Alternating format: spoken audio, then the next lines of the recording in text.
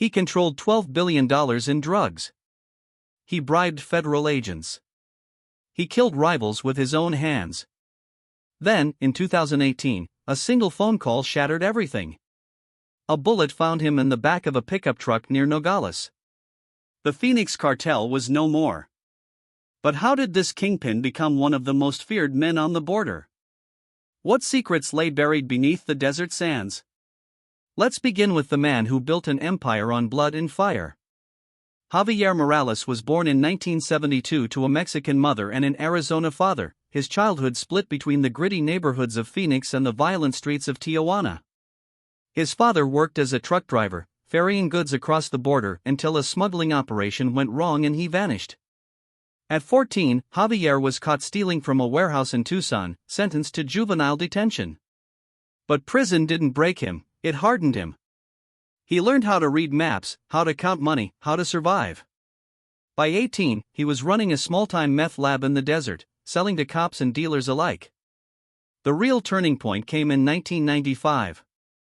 A federal raid on a marijuana field near Yuma left 3 of his associates dead. Morales watched as agents searched his brother's car, finding $20,000 in cash and a .38 revolver. That night, he made a choice, either flee or fight back. He chose the latter. Within weeks, 2 DEA agents were found beaten to death near the border, their bodies left as warnings. By 2001, Morales had built a network spanning Arizona, Sonora, and California. His operation used tunnels dug beneath the Colorado River, smuggling cocaine in tractor-trailers disguised as produce hauls. The Phoenix Cartel didn't just move drugs, they moved money. In 2005 alone, they laundered $340 million. Through shell companies in Las Vegas, funneling it into real estate and casinos. But power breeds enemies. That same year, a rival cartel from Sinaloa attacked Morales' warehouse near Douglas, Arizona. 12 men died. Morales responded with fire. He hired mercenaries from Colombia, trained them in the desert, and burned every rival who crossed him. Before we continue, if you're new to Cartel Chronicles, subscribe now and hit that bell. New true crime documentaries drop every week, no spoilers, just unflinching truth. The Phoenix Cartel's rise was as violent as it was brilliant. By 2010, they controlled 40% of the meth trade in Arizona, their kingpin a ghost who never appeared at any public event. But Morales had a weakness, his obsession with control. In 2012, he ordered the assassination of a local mayor who refused to pay protection money. The mayor's body was found floating in the Gila River, a note tied to his wrist reading, "This is what happens when you cross me." Then came the betrayal. In 2015, Morales' right-hand man, Carlos Ramirez, disappeared during a raid on a warehouse in Tucson. No one saw him again. But weeks later, federal agents found Ramirez in a safe house near Phoenix, working as an informant. He had sold everything: tunnel locations, encryption codes for the cartel's communications, even the names of Morales' family members. The Phoenix Cartel was no longer untouchable. And by 2017, the DEA had evidence enough to bring them down. If this story is blowing your mind, smash that like button, it costs nothing and helps us reach more people. But the worst was yet to come. The final blow came in March 2019. A joint operation between U.S. and Mexican authorities stormed a compound near Nogales, arresting 37 cartel members and seizing $8 million in cash. Morales himself was captured 3 months later during a raid on his ranch in Sonora, his body found slumped over a pistol, a single bullet wound to the chest. His empire had crumbled, but not without leaving scars. The Phoenix Cartel's legacy lives on in every Border Patrol agent who now carries a gun, every teenager who still dreams of escaping poverty, and every family that lost someone to violence. Their story exposed how corruption can turn cities into battlegrounds. But as long as there are drugs and money, the war won't end. Drop a comment below, what cartel should we expose next? We read everyone. Subscribe to Cartel Chronicles, ring the bell, and we'll see you in the next untold story.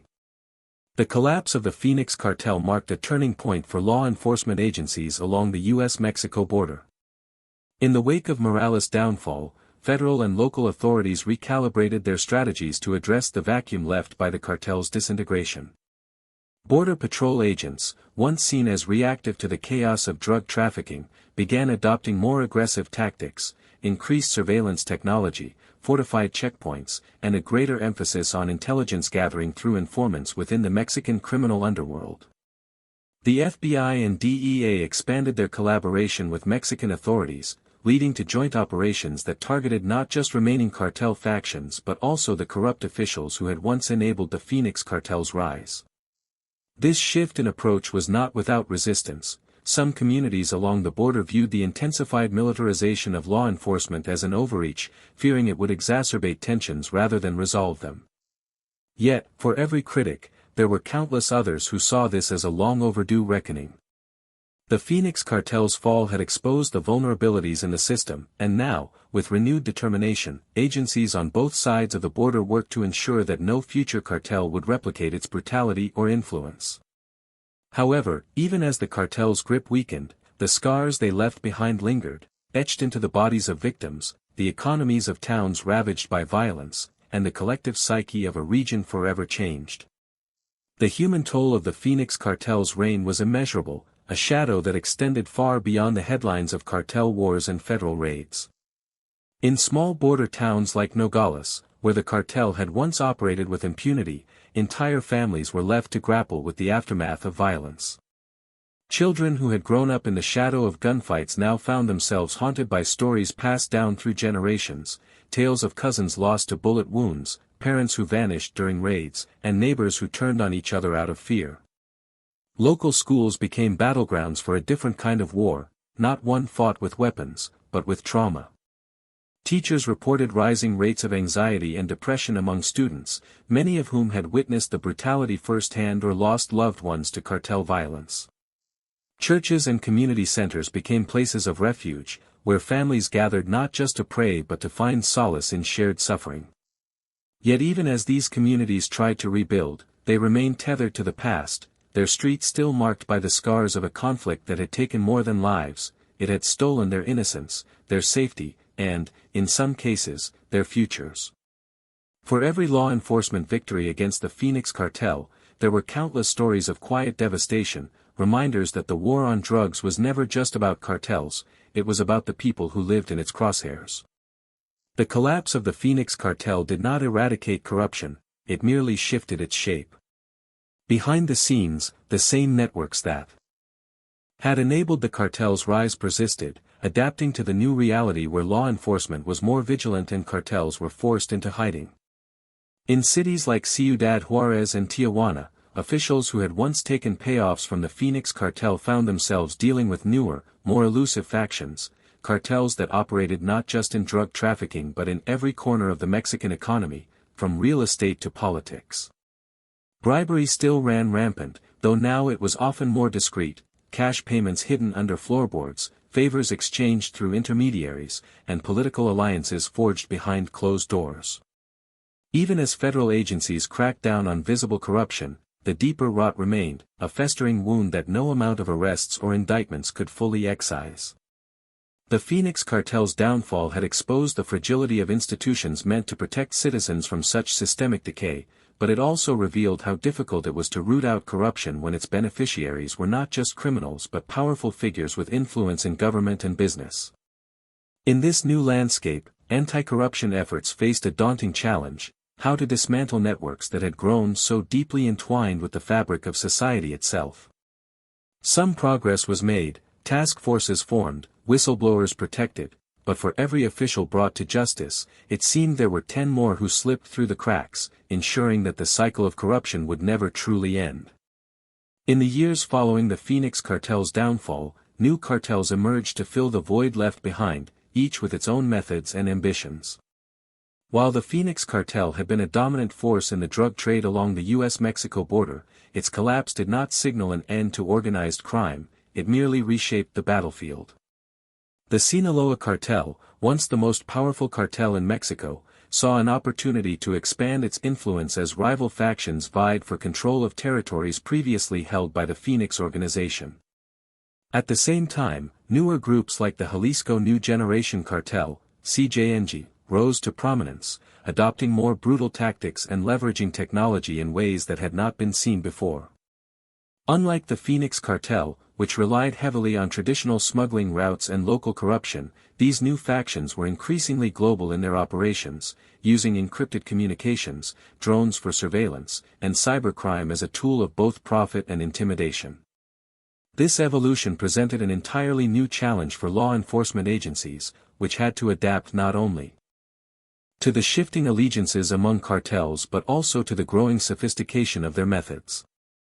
The war on drugs was no longer just about stopping shipments or arresting leaders, it was now a battle against a network that spanned continents and operated with near-invisible efficiency. For those living in the shadow of cartel violence, the war is not confined to headlines or federal operations, it is a daily reality, etched into the lives of individuals who have no choice but to endure its consequences. In border towns where the Phoenix Cartel once held sway, children now grow up hearing stories of their parents' struggles with cartel extortion and threats, while teenagers face an impossible decision: flee their home in search of a better life or risk being caught in the crossfire of gangs that still control much of the region. Families who lost loved ones to cartel violence often find themselves trapped in cycles of grief and fear, unable to move forward without confronting the trauma of what was taken from them. Yet even amidst this darkness, there are those who refuse to be defined by the war. Some have turned their pain into purpose, activists who speak out against corruption, parents who raise children with a deep understanding of resilience, and communities that build new lives in the ruins left behind by cartels. The fight for justice is ongoing, but it is not just about law enforcement or government agencies, it is about every individual who has been touched by the violence and who still dares to believe that change is possible. As the dust settles on the aftermath of the Phoenix Cartel's fall, one truth remains: this is far from the end of the story. The war along the U.S.-Mexico border is not a battle confined to history books or news. Headlines: it is an ongoing struggle with no clear resolution.